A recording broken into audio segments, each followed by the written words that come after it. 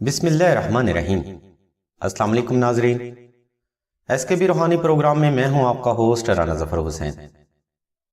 ناظرین، اس ویڈیو میں ہم آپ کو شب برات کا وظیفہ حاجت بتائیں گے۔ اس وظیفہ حاجت کی خیر و برکت اور اللہ کی رحمت کے صدقے آپ تمام زندگی کسی بھی دنیاوی یا روحانی مسئلے کا شکار نہیں ہوں گے۔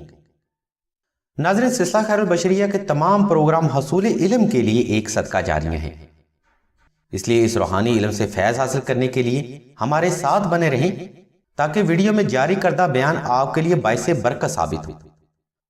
ناظرین، حاجت کے لیے کیا گیا کوئی بھی روحانی یا قرآنی عمل عبادت کا ہی نظریہ رکھتا ہے، کیونکہ فرد اپنی حاجت کے حصول کے لیے اللہ ہی سے مدد مانگتا ہے۔ اس ویڈیو میں ہم آپ کو حاجت کے حصول کے لیے دو روحانی عمل بتائیں گے جو حاجت اور عبادت کے نظریے کے عین مطابق ہے۔ حاجت کے اس عمل کے لیے آپ نے 14 اور 15 شبان کا روزہ رکھنا ہے اور حسب تفیق صدقہ صاحب ضرورت کو ہی دینا ہے۔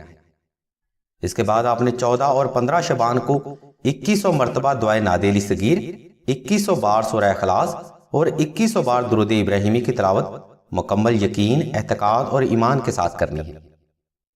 ناظرین، اللہ کی رحمت کے صدقے آپ اس وظیفہ کی برکت سے تا زندگی فیض یاب ہوتے رہیں گے۔ ناظرین، اس روحانی وظیفہ کا فیض شب برات کے مخصوص اوقات میں خاص اہمیت کا حامل ہوتا ہے۔ اس وظیفہ کی برکت سے آپ ہر قسم کی بندش اور ہر قسم کی رکاوٹ سے نجات پائیں گے۔